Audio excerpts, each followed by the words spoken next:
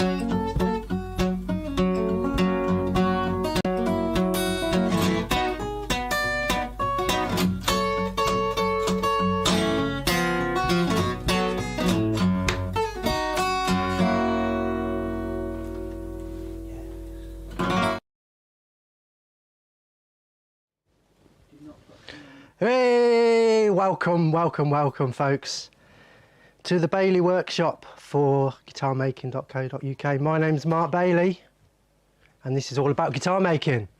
If you want to know about guitar making, anything to do with guitar making, if you want to know all about guitar making, this is the right place to be. Guitarmaking.co.uk is my website. That is the Academy of Guitar Making, where you'll find all the good stuff. So we're just here for a bit of fun really on YouTube. Just a bit of fun, innit?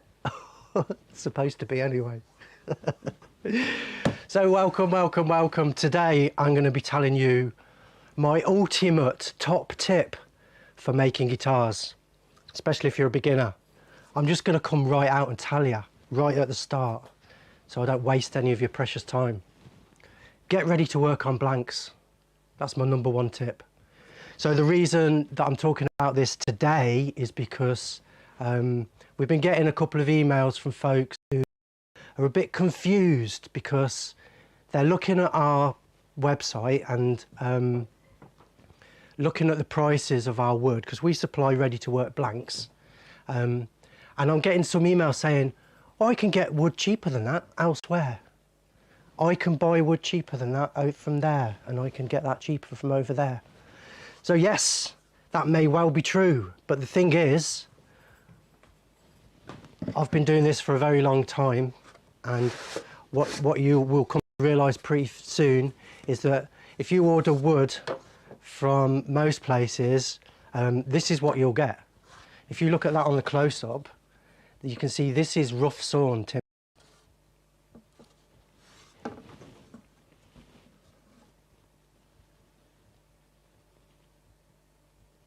So also look how thick it is. This has got to be 5mm thick, and the final thickness of a side is about 2mm, 2.2mm.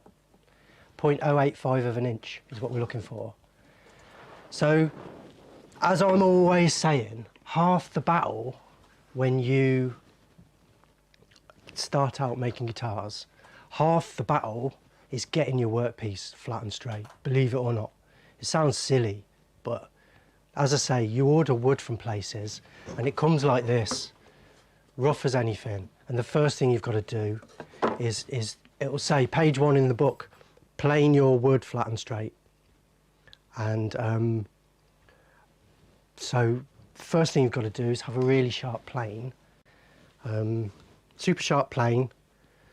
And if you haven't got a super sharp plane, you've got to learn how to sharpen it before you can even start making guitars. So I don't know about you, but I just want to get on and build. There are the purists out there who want to do every single thing, like start from rough sawn timber. But I mean, you've got to draw the line somewhere, haven't you?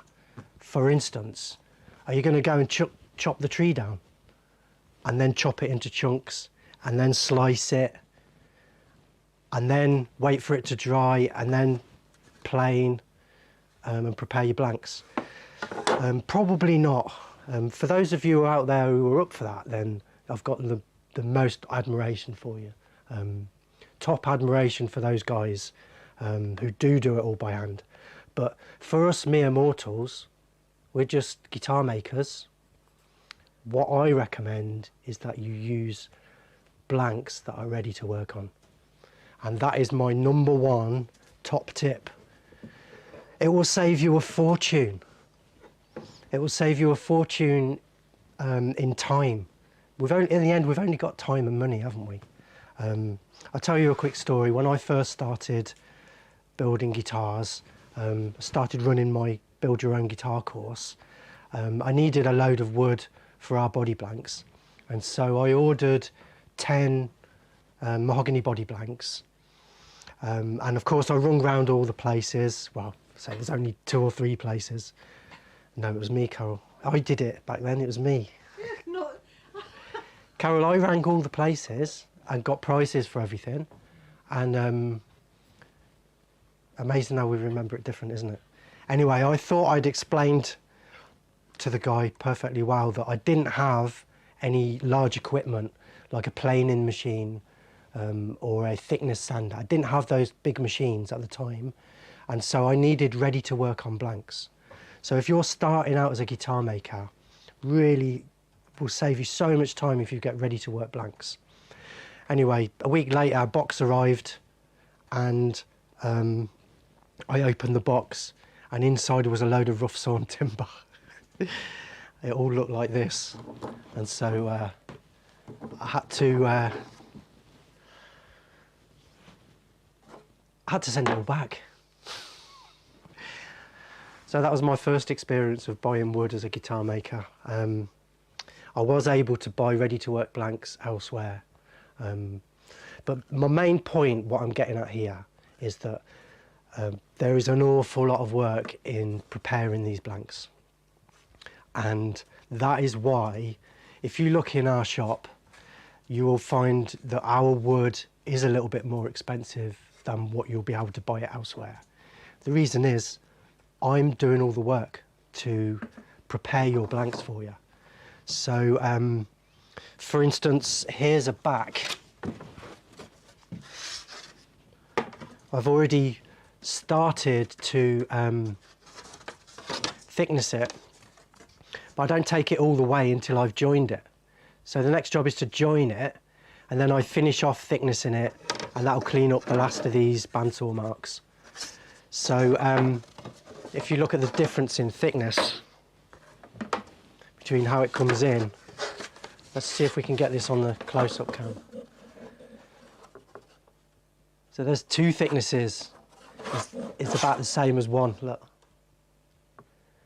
So that's rough sawn, and somehow you've got a plane down to, for a back, the measurement is 0.110 of an inch, and for a side it's 0.085 of an inch. So I do all that prep for you, either me or Lewis, who works with me when there's not a pandemic. So yeah, while I'm on the subject, thank you for your patience, folks. If you're waiting for parcels, I know that we have pretty much caught up now, and everything is it's either in boxes or on its way to you. So it will be with you very shortly. But we do appreciate your patience in these times because, well, we've lost 3 of our staff at the moment. We're 3 staff down. And so at the moment, it's just me and Carol doing everything, including packing the boxes and everything else as well. So hopefully, is everything working all right over there, Carol? Does everything seem to be good? Brilliant. So what I thought I'd do today was give you my #1 top tip, buy ready to work blanks.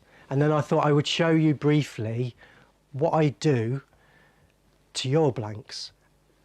And this is why our wood is a little bit more expensive than everywhere else, all right? So don't write me emails and complain that my wood's too expensive. I'm going to show you why it's more expensive.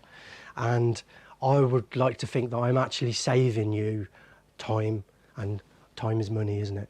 So I think if you buy ready to work on blanks, you'll actually save a fortune. So I'm going to take this out of its jig now. This is the joining board that I use. I'm going to take it out and just show you where we're at. And then I'll show you, I took photos of actually joining this piece of wood. And then I'll show you how we go about taking it from there. So if you buy a piece of wood from us, it will be already joined and already thicknessed. Joining it is stage 1. Thicknessing stage 2. So we've already done 2 jobs for it before you even get it. As some people have asked if we can supply wood unprepared, and we don't actually do that on the website, but and we are incredibly busy at the moment, so it is really difficult to kind of do bespoke stuff for people at the moment. But if you're patient, you're prepared to wait for a little bit while Carol sorts it out, then we can actually supply you with pretty much anything you want. You might just have to wait for a bit. Be patient. So here it is, look.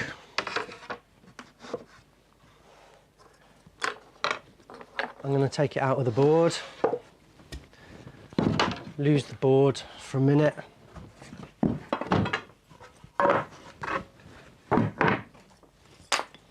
Now, let me show you what we've got. So that's with it joined. Again, look how thick it is. So what we have to do with this next is take it down until it's the correct thickness, 0.085 of an inch. At the moment, it's over 5mm thick. So there's a hell of a lot of work to do by hand. I will show you though how we would do it. But if you're on our course, so guitarmaking.co.uk, there are courses, so you can design and build your own acoustic guitar completely from scratch, or electric guitar, starting with a blank piece of paper and right through the whole process until you've got your finished guitar. I do actually briefly show you how to do it by hand, but for the most part I kind of skip over that because, as I was saying, it's my #1 tip: buy blanks that are ready to work on. And so that's what we supply. In fact, that's pretty much the whole point of guitarmaking.co.uk. It's pretty much the whole point of the Guitar Making Academy is there's no kits, no tricks. It's real. You're building a guitar completely from scratch. All I'm doing for you is preparing the blanks. So it's not a pre-made kit. Nothing's pre-made. It's not like screw it together type thing. You are literally building completely from scratch. All I'm doing for you is preparing the blanks, and that's why you can buy your wood cheaper elsewhere. So let me just take you through the photos of how we got to this point, and then we'll move on. I'll show you how we actually thickness it. Okay. So let's have a look. What have we got? I think we need that. This is me joining this exact piece of wood actually. So that's this piece yesterday. And as you can see, what I've got is I've got one piece resting on the other piece, and there's a bit of a close-up shot there. Oh, hang on.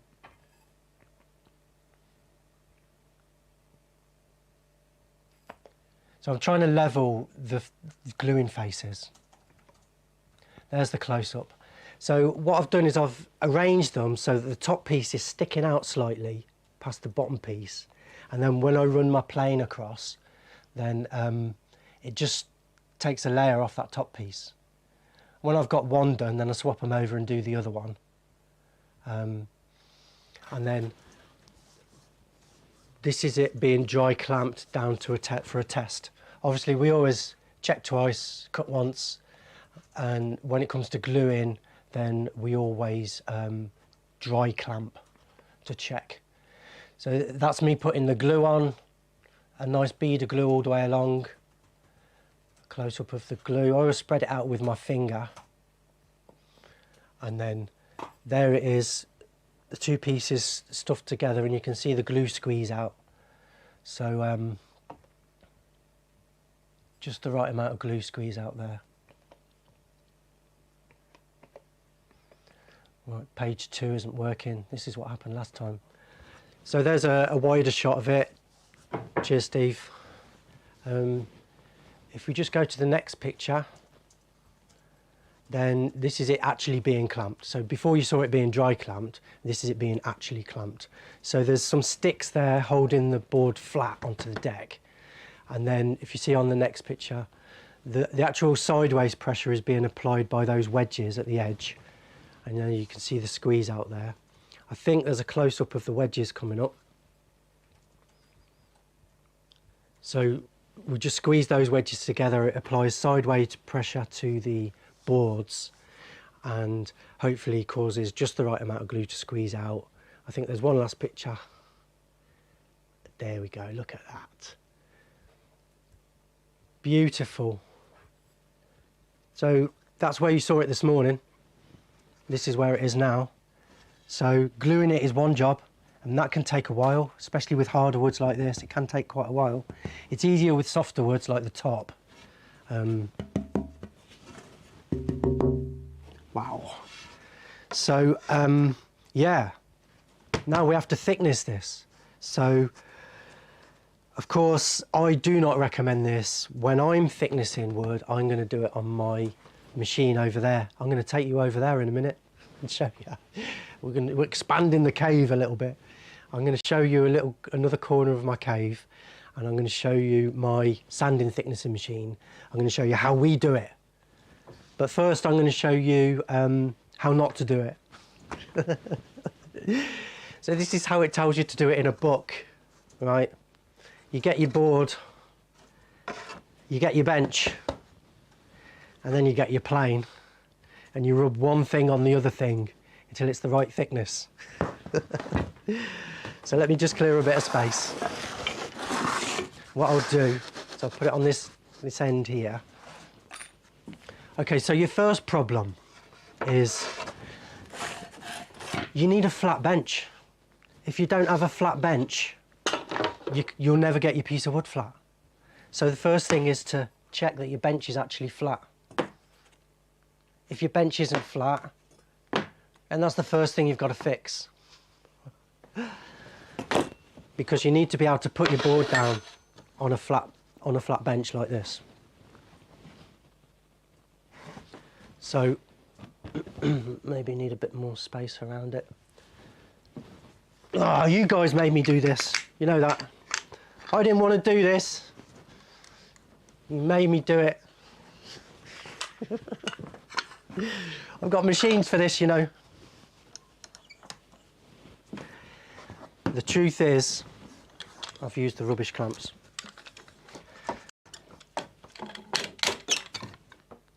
The truth is this: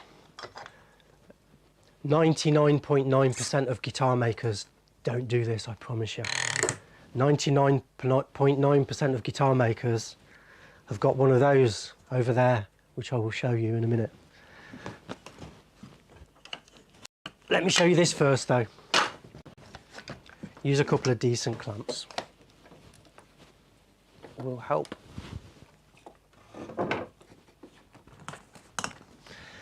A plane.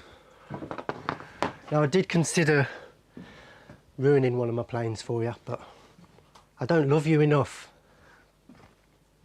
See this plane here on the close-up cam? What you can do is get your Dremel and a grinding wheel.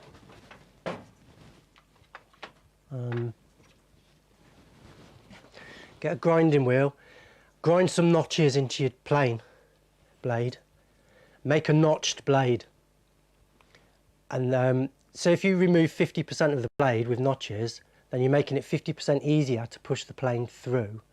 And what it does is it leaves, basically it leaves like a toothed surface which you would then go over with a normal plane. So I did consider actually doing that for you, but considering how I never do it, I didn't want to ruin a plain blade just for the sake of it. But that is one thing it will tell you to do in a book, is use a toothed plane blade to start with, and it makes it easier to push the plane through. So just got some doubles of glue there to get off first.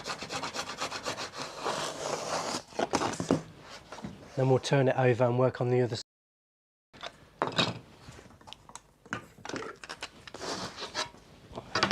So this is the book match side. For those of you who don't know what book matching is, we start with a piece of wood like this, and somebody with a great big bandsaw cut it down the middle and opened it out like that for us. So we buy them like this. That's why they're rough sawn. We can glue it either this way or this way, but the grain will match because this bit grew right next to that bit. So we open it out like a book. That's called book matching. Now this side grew next to this side, so it's a good match. It doesn't match quite so well on the back face because wood doesn't grow in a perfect straight line. Hopefully that makes some kind of sense to somebody. I'll knock the bubbles off again. So what I'm going to do, this is my book match face. This is the visible face that we'll see on the outside of the guitar. So I'm going to do the minimum amount of work on this side. We don't want to change the appearance of this side. So I'm just going to do one pass with the plane. Now, a lot of books tell you to plane along the grain. What I'm going to say is try different directions, and the plane will tell you which way it works best. So I usually find going diagonally is the best. So I'm going to do one pass covering the whole surface. Really, it's just taking the tips off those saw marks at the moment.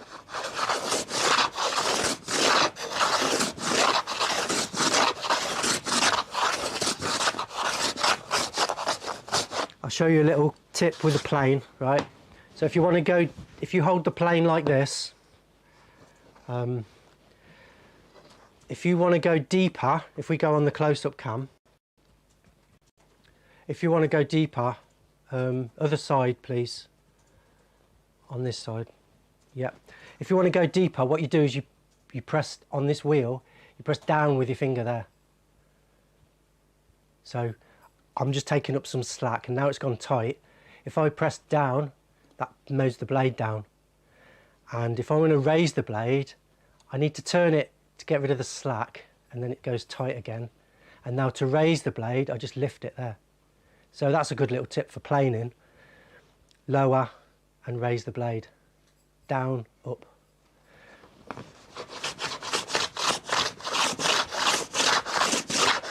At the moment it's just taking the tips off. I've maybe set it a bit fine. Let's set it a bit deeper.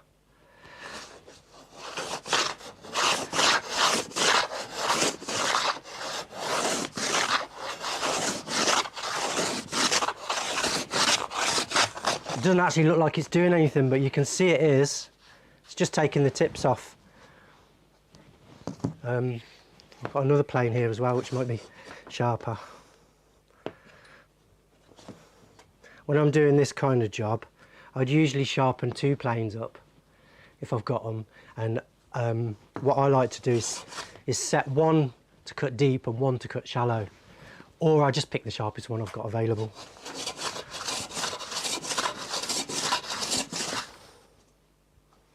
So as you can see, it's taking just a little bit of time to dial in the right depth.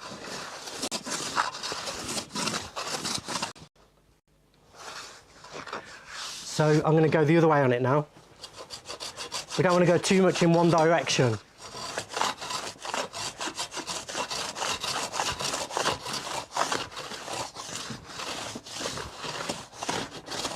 still doesn't feel like it's doing anything, but it's just knocking the tops off. At some point it's going to start digging in. I'm going to go across now. And I'm going to move the clamps.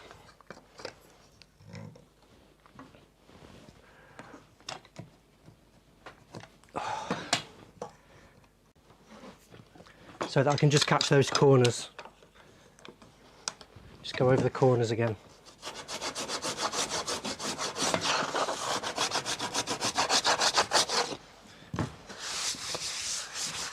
Okay, so it's looking better. You can start to see the grain coming out. That's one of the beauties of planing. And the next step from planing would be sanding and scraping. So you can also use a scraper.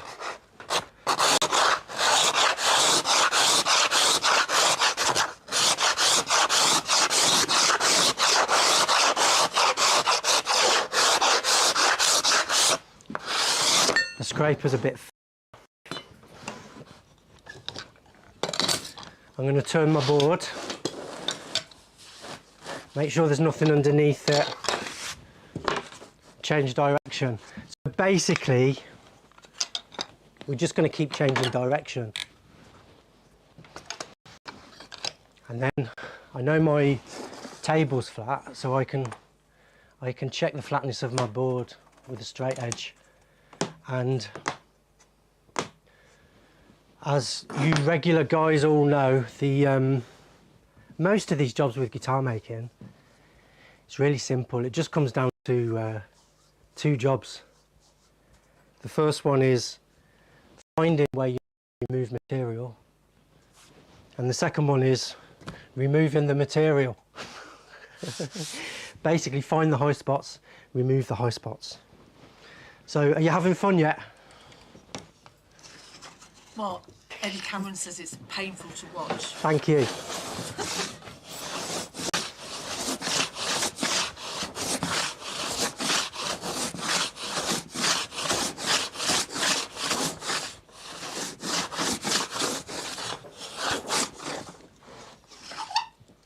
Move the clamps as you need to.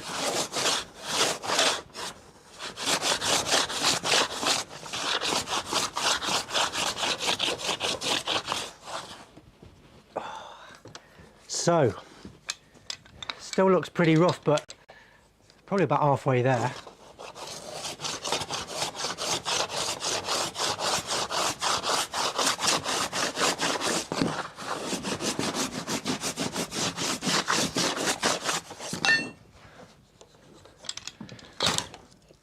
Turn it around again. So I'm going to plane in all the directions before I've finished.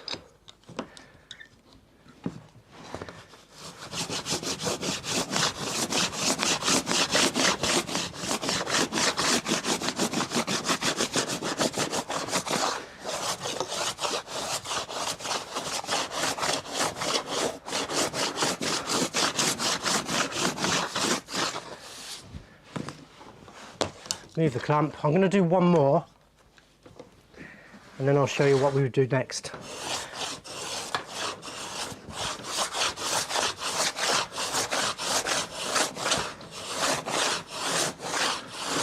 I could probably set the plane to cut a little bit deeper if I wanted to speed things up,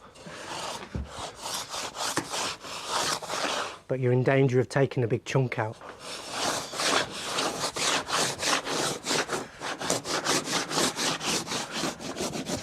Okay, it's looking not too bad. There's still quite a few bandsaw marks, but you wouldn't have to get it absolutely perfect, because you can just use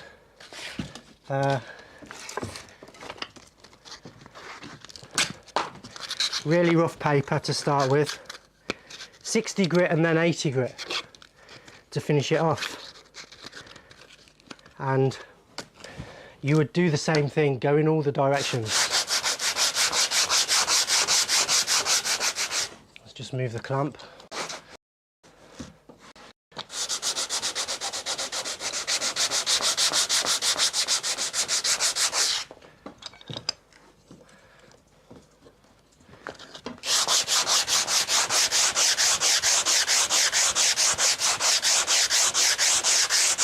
So as you can see, scraping, sanding and planing.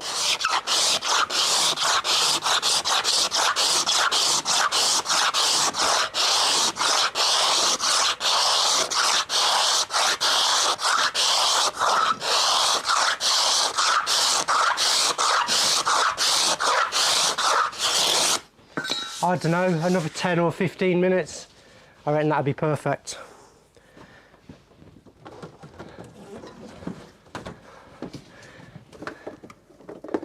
Some of you might have power sanders. So at this point, if you've got a power sander, then that's when you'd get that out. So you could, of course, speed things up with a power sander. So let's do a bit of that, shall we?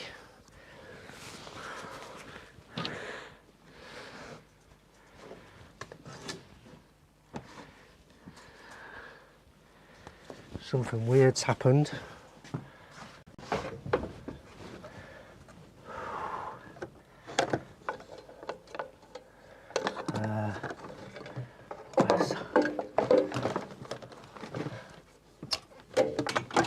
There we go.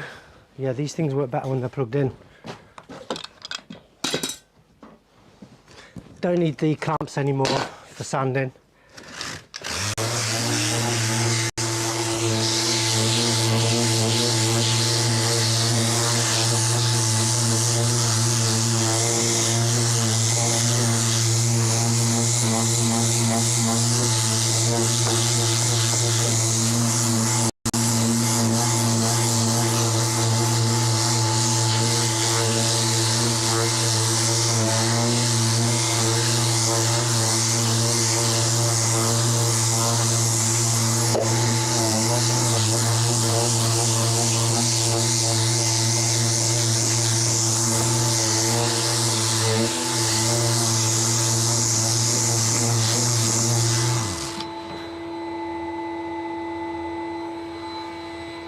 Okay, so if you have a look on the close-up cam now, you can see that's pretty much smooth now. There are still a few traces of bandsaw marks, but you get the idea. Hopefully you get the idea. You've got one side flat. This is the buck match side, so we don't want to we're taking any more off that than necessary. I would mark that again as the buck match side, and then turn it over and repeat. Only this time you have to keep going. Look how much mess I've made already. Look at this mess. This time you have to keep going and repeat until you've got your sides down to the right thickness, or your back. So of course you'll need another tool. If you're doing this kind of thing, then you're gonna need some calipers. Where am I? So here's mine. I've got about 3 sets of these things. You don't need these calipers if you're just building a guitar. Obviously, you only need these if you're doing jobs like this. So that is why the vernier calipers are not on the list of essential tools. What we're all about is I'm trying to make it, the risk of repeating myself, I'm trying to make it as simple as possible for you guys without having to spend hundreds and thousands on tools and equipment. And so these are great to have, but you don't actually need them. You don't need a power sander. You can do it with a sanding block. It just takes longer. And I would strongly recommend that you buy ready to work blanks, and then you can skip this altogether.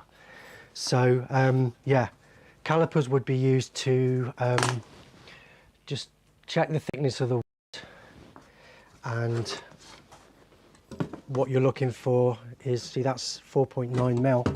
Still got loads to go yet. I'll just change that to inches. I'm looking for 0.110 of an inch. So it's almost twice as thick as it needs to be.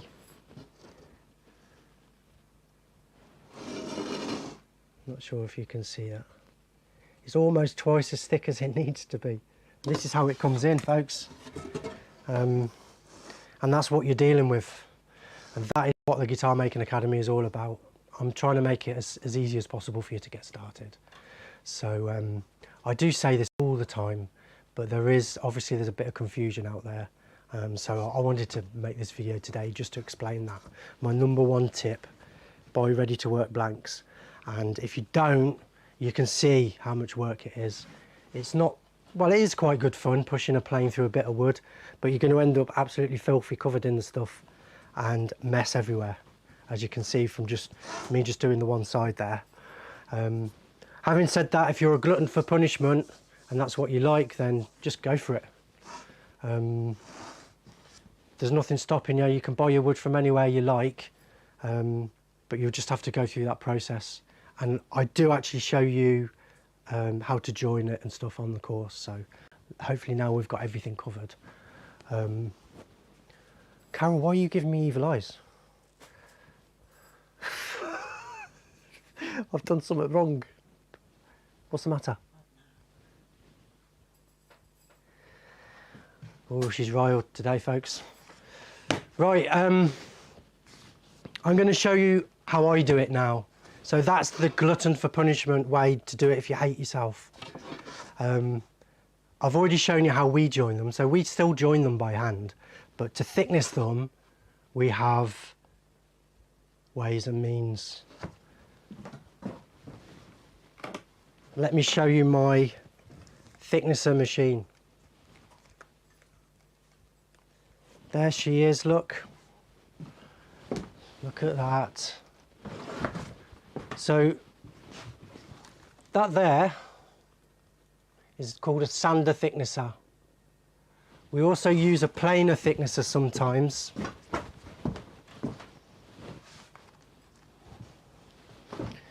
But this one's a sander thicknesser, so I'll show you basically how it works.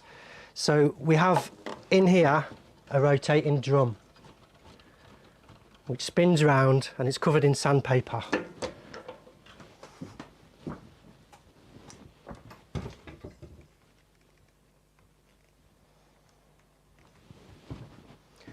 Here is a conveyor belt. Did I just put that in the way of the other one? So we've got a conveyor belt, takes your piece of wood through, this is spinning, and then we have this handle here which takes the whole drum up and down. So this is my drum sander, and every guitar maker worth his salt has got one of these, trust me. Except for the real old traditional guys, but they're very few and far between. Every guitar factory, every guitar workshop has got a thickness sander, and pretty much every piece of wood in here goes through the sander. We still use our planes, obviously, here and there and thereabouts, but mostly it's a hell of a lot easier and quicker to put them through this. So if you buy a piece of wood from us, then that is what has happened. I just need to grab my piece of wood.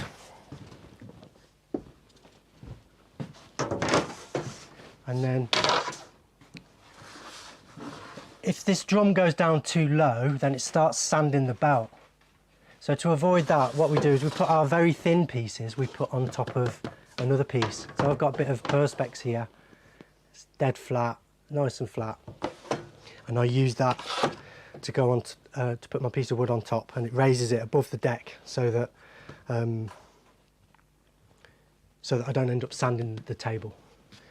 So there's one more important part of this machine, and that is extraction. It takes off so much wood so quickly, it makes a lot of dust, and extraction is essential for this machine. So it's connected to a dust extractor, it sucks air through it, and it also cools the drum at the same time. So you cannot use this machine without a dust extractor. So it does make it quite expensive, and most mere mortal guys like yourselves at home, you're not likely to have this kind of thing. If you've got the best part of £1,000 to splash out, then go for it. It's the most useful machine in here probably, but you don't need one. That's what the guitar making website is all about. So you can buy your blanks from me, and this has already been done for you. So I'm just going to show you how it works and give you some idea how long it takes, just to kind of justify basically why our stuff's a bit more expensive than everybody else. So there's my extractor.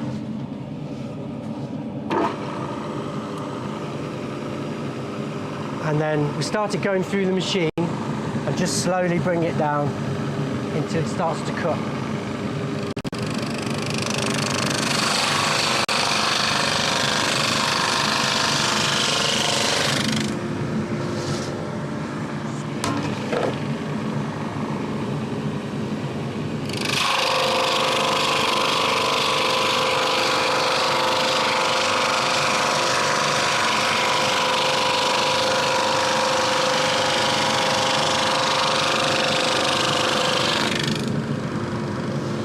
Guys, if you've got any questions, stick them in the chat now. We're going to do a question and answer in a second. I'll bring it down a bit more and put it through again.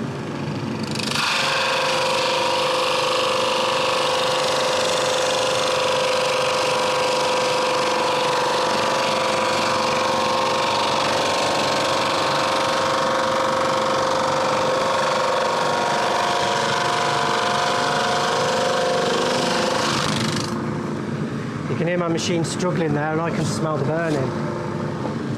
Some wood, like rosewood especially, it actually clogs the paper quite badly.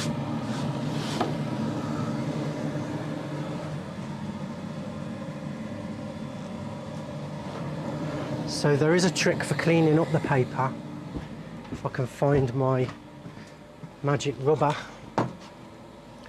This is what I call abrasive belt cleaner.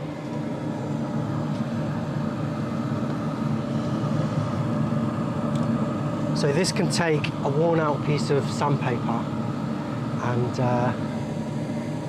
kind of make it new again. If you watch what happens.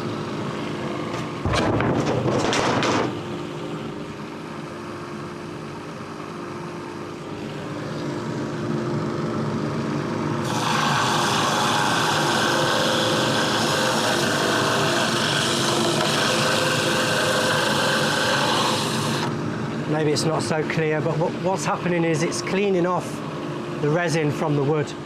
So some wood is quite resinous and it clogs the sandpaper. Give it a clean. We'll try again.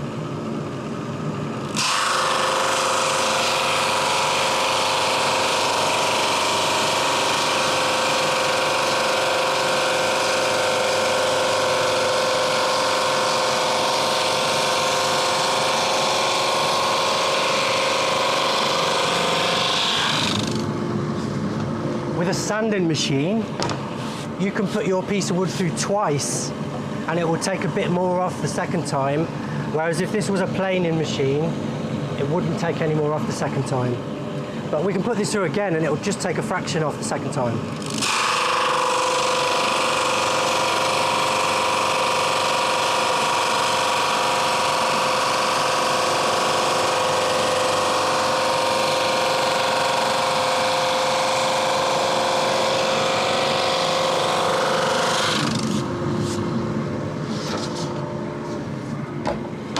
I'm going to put it through just twice more.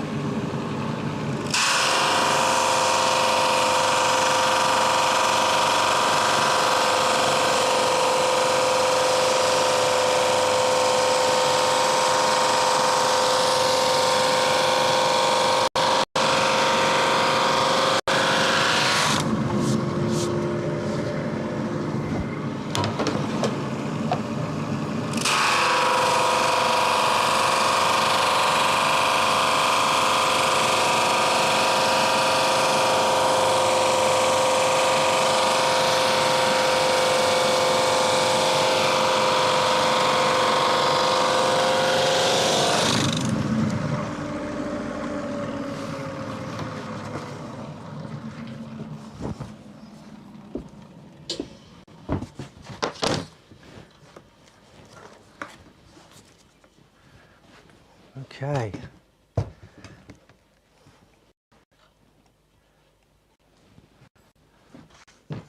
So if we look at this now on the cam, look at that. Beautiful. That's how it looks. But it's still quite thick, look. Still way too thick.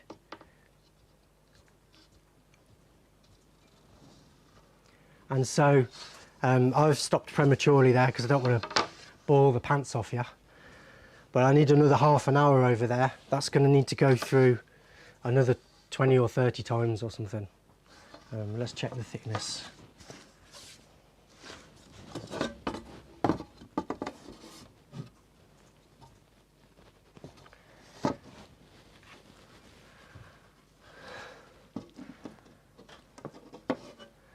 So it's hardly affected the thickness at all, really. It's gone down a bit, look. But still quite a bit to come off. That's got to go down to 0.110. It started at 0.22 something, didn't it? We're in inches, by the way. 0.110 of an inch is the final thickness of the back. You know it in metric? Yeah, in metric, you'll have to work it out. Can't remember. All right, I'll work it out then, shall I? Well, it's just that somebody's already said that they don't do... Well, I'm afraid if you want to get into guitar making, you're going to have to learn both. Because half of the stuff that you buy comes from Europe or Japan, which is metric. And then the other half of stuff that you'll buy, your parts, for instance, they'll be imperial, made in America. So if you're a guitar maker, you have to learn both. Okay, so a back is about 2.8 mil, according to my calculations. What I've done is just put 0.110 into my, come on, focus. I put 110 into my calipers and then switch it to mil. Maths isn't my strong point, so that's one way to do it, isn't it? So yes, so now I've shown you how to join and thickness your tops. There is a better lesson on that on the site. Just to reiterate, what this is all about is guitarmaking.co.uk is the Academy of Guitar Making, where I've been teaching people to build guitars for over 400 years, Carol. I've taught 15 people. I've been doing it for 15 years, 20 years or something. What day is it? Mark, it's nearly 30. It is 30 years. 30 years I've been doing this. Lordy Lord. I've taught over 400 people how to do it face to face before the pandemic kicked in. We're now on the internet busking for a living. So what I'm hoping is that some of you guys out there will be inspired to have a go at building your own, and you'll see me showing you how easy it is, and you'll decide to go and sign up as a premium member. So that's what we need, guys. We need you to go and sign up as premium members, and that's what is supporting us at the moment. So Carol, you got some questions? Yeah, that's 50 minutes. 50 whole minutes I've kept my mouth shut for. Carol hasn't spoken for 50 minutes. That's a record. That's... Somebody found the Guinness Book of Records. That is why I was giving you eyes. What's his name? There's loads of questions. Guinness Book of We've Records. just gone yada, yada, yada. There's questions. Guinness Book of Records. I've no idea. Right. Dennis Norden. Thank you for all the inquiries about my house. I'm bonkers this week. I'm literally Oh, bonkers. she's riled this week, folks. Anyway. She's angry. I'm not. I'm angry with you. Come on, you got some questions? Right, so... If looks could kill. He's driven me nuts this week. I'm not even joking. And it's only Wednesday. Come on, Carol, give us a question. Oh, right. So, let's start at the beginning. You've had a selection of questions about sort of wood and stuff, but you've also had some about the sander. So let's deal with them first. So the first question was from Deej about what grit of paper are you using on the sander? Okay, so sandpaper, if we're using it for shaping, which we are if we're getting something flat, you're changing the shape of it. If you're changing the shape of your piece of wood, then you need to use 60 grit or 80 grit. If you use anything finer than 80 grit, then you're really just polishing and wasting your time if you're trying to change the shape. So the idea is you get your shape right first, whether that's getting it flat or whatever it is, and you do that with 60 grit or 80 grit. So on my machine over there that you saw, the drum sander was using 60 grit, and then the hand sander is 80 grit. And obviously the finer the grit, the smoother it gets. But 80 grit is fine for this point. Whenever you're gluing anything to it, I would sand it to fine, as fine as I'm going to go, like maybe 240. So I'd go 80, 120, 240, and then you can clean off all the dust and then start sticking stuff to it. So 60 grit or 80 grit for shaping, and beyond that is purely for polishing and sanding. Okay, we've had a few new people in the chat today. Glenn C says that he really can't recommend highly enough Merkur discs. He uses those Merkur A something discs for sanding. Cool. Isn't it Merkur that we've got? Yeah, it's a Merkur sander that I use, and sometimes I use Merkur discs as well. There's lots of different ones that you can use, and there are different bases as well. Maybe if we just on camera 2 show you, this is a soft base, like a foam base, and my preference is not Velcro. I prefer to use the self-adhesive ones, although some people prefer to use Velcro pads. I find that Velcro adds another layer of softness, and if you're trying to get something dead flat, I like this pad here. It's nice. It's kind of firm. It's kind of firm, but it's got a bit of give. So I can get things nice and flat with this, or I can do roundy shapes or any shape I like. I find the Velcro ones tend to be a bit more expensive. They can wear out quicker. But some people prefer the Velcro ones. So that's just, your opinion might vary. It's just down to you. I prefer the sticky ones. And I can also use them on, you can stick them to your sanding blocks and use them as sanding blocks. They stick to any shape, so that's what I like. And you also got a question about what make of sandpaper we use and where we get it from. We use, for the drum sander, we use SAIT, S-A-I-T sandpapers. Yeah, we buy it in rolls like this. Really good quality, and as you saw, it works really well with the rubber, so we get quite a really good value. You just have to inquire at your local sort of, not B&Q or anything, like a local hardware or ironmonger suppliers, people that do stuff for trade, and they can buy. SAIT used to sell direct, but they don't anymore. You have to go through a local dealer, so it's worth. But so there is a lot of sandpaper there. A lot. This is 80 grit, but we also buy 60 grit, and this is 75mm wide, 50mm long, 50 meters long. So it goes round on the machine like a coil. It just wraps around the machine like a coil and clips at both ends. Just ordinary strips of sandpaper. This is a standard product, nothing special. You can of course buy proper tapered rolls that are made for that machine, but it's a lot more expensive. You can just make your own by buying rolls. Carol? Right, so I'm just thinking now, actually, so lots of interesting questions. Couple of people, Matt Tomon, who's now gone to work, he and Odem, who's new to the chat. Hello, Odem. They both asked, what hand planer do you use? At the beginning, you started using hand planer. What do you use? Yeah, well, the truth is I don't. Not for this particular job. I use my machine, obviously.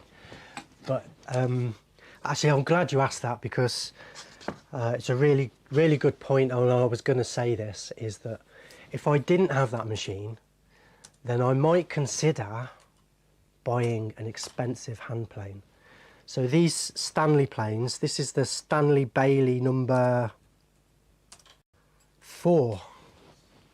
Stanley Bailey number 4 this is. The number is to do with the size of the thing. It's not really important. What's important is that you get it sharp. It needs to be sharp. Otherwise you're just wasting your time. You need to be getting these nice fine shavings. Otherwise you'll just be ripping chunks of your wood. Bailey 4 is probably the sort of cheapest one I'd recommend for doing these jobs. In fact, you can get even cheaper ones, which I used for years, and they served me well. You do not need to spend a fortune on tools. Here's the littlest plane that we use. I only really use this for planing the fillets back when I'm installing the truss rod. So it's, people think that guitar making is super skilled and you need all these like specialist super sharp tools. Truth is you don't. You don't really need hardly any tools at all. You need a bandsaw, a router, some cutters for it, and you need a selection of hand tools, but nothing special. If you look in the description, there's a list of essential tools for guitar making, and then we made another video, extra tools for making acoustic guitars. You need a few extra tools for making acoustic guitars, but you don't need to go mad and spend a fortune. You don't need the machine. You don't even need a plane if you buy your blanks ready to work. Everybody thinks that it's like some kind of like highly skilled super craftsmanship thing, but it is really isn't. Guitar making is not as difficult as people think. Go on, Carol. But it takes practice, and there's many things I want to say, but you said about there's no kits, no tricks, but actually what that was our very first slogan, right, when we started running courses. Because when we started running courses 400 years ago, there were either college courses, short courses where things were already like part made, or kits that you buy that everything's made to assemble. So what we were trying to do was give people the experience of building a guitar from scratch, but try and make it quick was the thing, wasn't it? Because pain-free. Yeah. And what I'm trying to do is stop from making all the mistakes that people normally make. There's a couple of people have mentioned tools that they like. Rock and Roller 912 says he uses a Lee Nelson scraper plane. Exactly. And yeah. then Ben Tyndall, he earlier on said he a number 80 scraper. I'm just reading what he's. Yeah. So if you haven't got the machines like I've got, what I was going to say, and it was a great point, is that I would probably invest a few £100 in a decent plane. So I mean, these are okay. These are pretty good actually. They're plenty good enough for everything that you need to do. But I suppose us guitar makers, we do like our tools, don't we? Some guitar makers actually collect tools, and they get into the tool side of it more than the guitar side of it. I'm not really like that. I just like to build guitars. But our thing here is using basic tools without spending a fortune. But I could have chosen, instead of buying the machine, I could have chosen maybe to buy an expensive hand plane like your Nielsen's and that kind of thing. So yeah, that is good advice, and certainly nothing wrong with going down that route. But like I say, most guitar makers will have a drum sander, and if you're going to be a professional at this game, then I'd highly recommend that you did that. So you've just upset everybody in the chat. Yeah, I knew it was going to be controversial. Well, you've upset. There's two tranches forming. There are people who want you to make a video called "Why I Need an Awful Lot of Tools." The more, the better. Why I need just one more tool. Right, and then there's also Bagpost earlier on asked if you could put. We've got these these notices that come up, you need to put a warning up when you're going to say that you don't need very many tools, and then they can mute it so that their partners can't hear it. What are you like? Right. Point taken. Right. So you can never have too many tools, folks. Turn the volume up a bit. You just contradict. Turn the volume up a bit now. Right, everyone, you need to buy a bigger bandsaw. You'll all need a bigger bandsaw, and you'll need at least 2 or 3 routers. Yeah, and I just want to add that you've said all of that, and it's true, because when we started, we had virtually no tools, and it was possible if you had the knowledge, but you haven't exactly held back on buying tools yourself. Right, so just yeah, I've got a bit of you've forgotten gas, they call it, don't they? You've forgotten Gas extends to guitar makers as well as people building studios. Okay, so you had a really interesting question, right? Is Rock and Roller said, what direction does the drum spin in on the drum sander? It actually spins towards, so the bottom of the drum is coming towards me. So if you're not careful, So that's it will spit bits of wood out at you. No, anti-clockwise. Then. If you're talking about the drum sander over there, the drum spins and it will actually spit the bits of wood out at you if you're not careful. So I just gently push them in as they go through. If you're talking about this one, then this is what they call a random orbit sander. So it moves in all directions kind of at once. Random orbit. Right, Mark. It kind of does that. Mark. Naz Nomad, who's new in the chat, he says... Hey, Naz! He says he's surprised you haven't triggered half the people in the chat here because you've put you playing Blade down. Yeah, but it's on a wooden bench, so it's fine. Okay.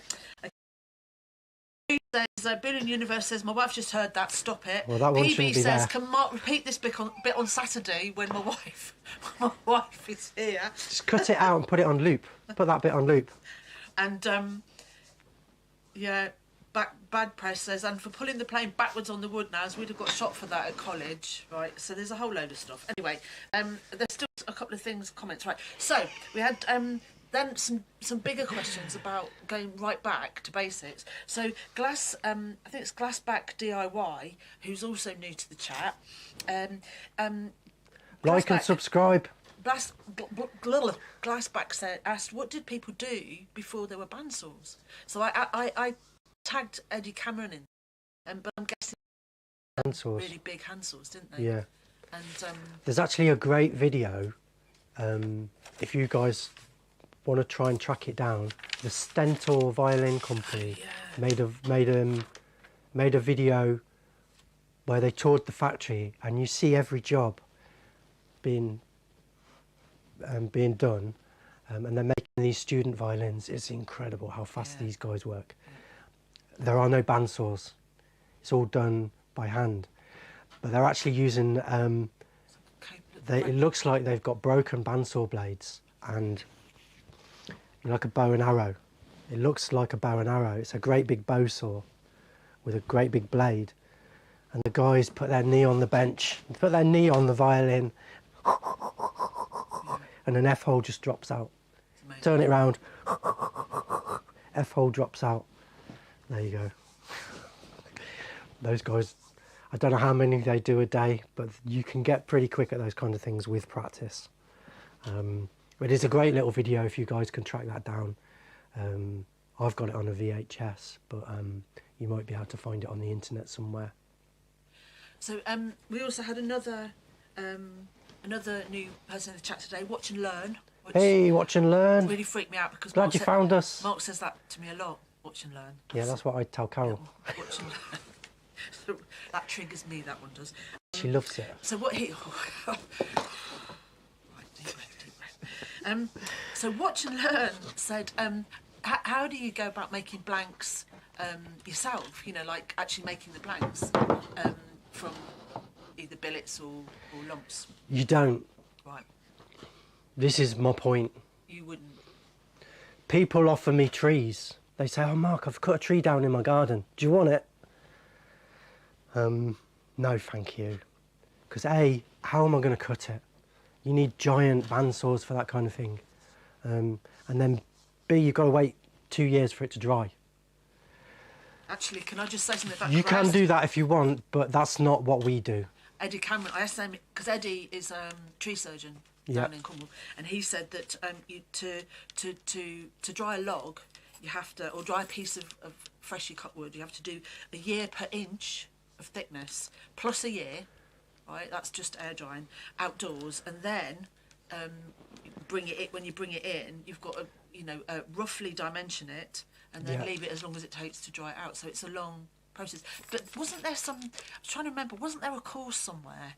I've just got this vague remembrance of a course when we were really early on in the days where somebody did that. In fact, is he not on YouTube? There's a guy who he starts from a tree.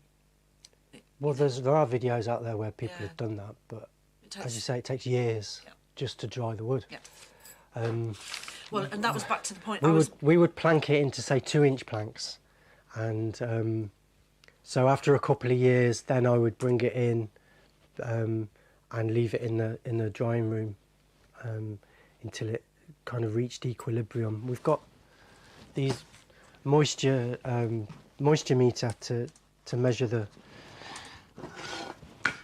how much moisture's in the wood. And what people don't realise is, see, if I press that, it's reading 12 or 13. What people don't realise is there's a species adjustment. So you don't just read the number. There's a table which then tells you how to adjust that number to get the true reading. So different species has got different readings, and you have to look at the chart. But your best bet is not to go down that route. Don't try making your own blanks unless you've got the equipment and the time. It takes years. As I say, your best bet is buy your blanks ready to work on. Okay, Carol? Yeah, okay. Right, so the other thing Eddie Cameron said is if when freshly chopped, like a tree that's just come down, he recommends that people leave the roots on, and then they seal the end grain. Stop it splitting, yeah. Okay, yeah, so there's a whole, wood law, there's a whole load of stuff that you would need to learn to make sure you got all those things right. Like, I know, for instance, sycamore can be particularly tricky. Sycamore, if you don't treat it right, can just go black. So, wow. Yeah, so Eddie's saying that, because obviously he is a tree surgeon, so he's got access to wood. He says that his guitars come with a grid reference of origin for the bit of wood, because some that he felled 20 years ago. See, there are advantages to getting older, aren't there? Yeah. Few and far between, but... Okay. Right, so... Steve Adams has got to go in 5 minutes. That's fine. We're almost we're pretty much done. Almost.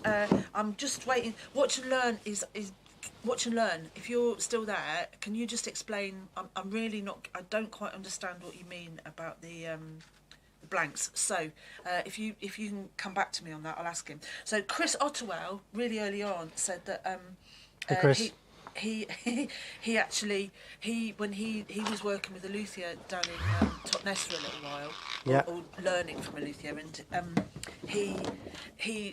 the guy gave him he thickness. He had to do a back, and it took minutes on the machine and hours by hand, and then sometimes more than hours, sometimes days. Rock and Roll 912 said it took him, when he did it, 2 afternoons.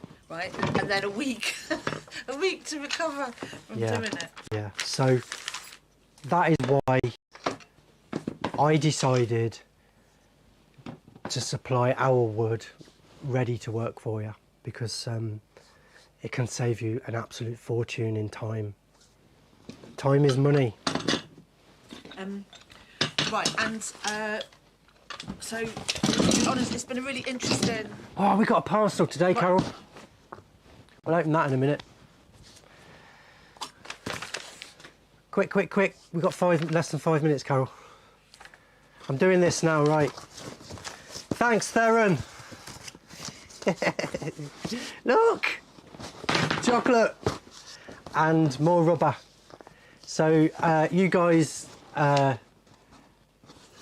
were there know that we use this to rope the backs onto our electric guitars. Really handy stuff. And if you're a premium member on our site, then you can get some of this for free. All you've got to do is email me. We use it for roping the back on. Right, Carol, we're wrapping up now. I'm going to go and eat all this chocolate. I'm going to binge eat all this chocolate. Go on. Right, so watch and learn. I really want you to answer this. So he said, if I buy a nice piece of already prepared 1-inch thick wood, I get you now, get what you're saying. So like curly maple, and I want to make some guitar sides, how would you go about resourcing that? Is there a specific method? Thanks for explaining that, because I didn't get it before. Okay, well what you would need is a brand new blade on your bandsaw. And I would aim to cut them at about see these come at about 4.5 mil or 5 mil. Don't try and cut them too close, otherwise you'll just end up ruining them. And you'll need a really serious bandsaw, and you'll need a brand new blade on it. That's the best advice I can give you. These are cut at just under 5 mil, and that's the side.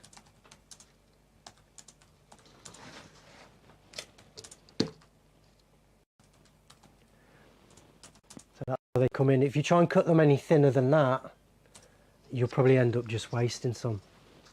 So it's really, really difficult, which is why we don't do it, and I don't recommend it. I always try, if possible, to buy ready-to-work blanks.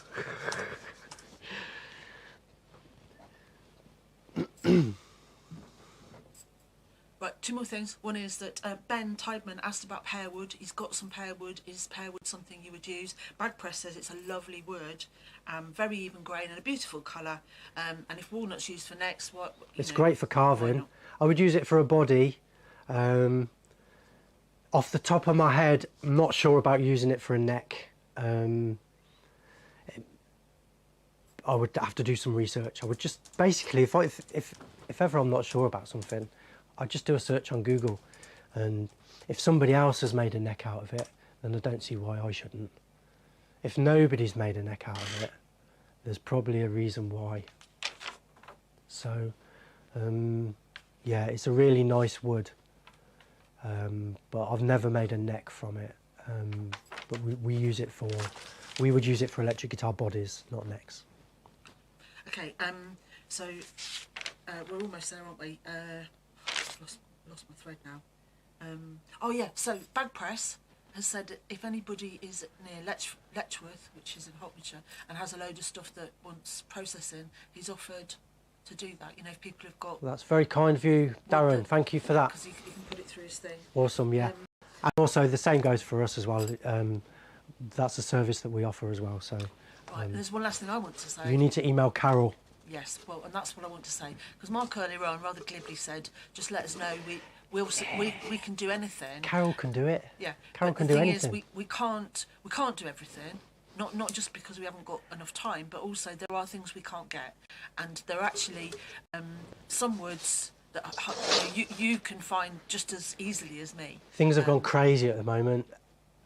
Ebony's now become cheaper than rosewood, bizarrely. So things are a bit strange, aren't they, with Brexit and with pandemic and all sorts of stuff. Well, that depends where you buy it from. But what I'm saying is, so please feel free to ask us. We might be slow to reply, but we can't, unlike Mark can say that we can do everything, but we can't do everything, but we will do our best.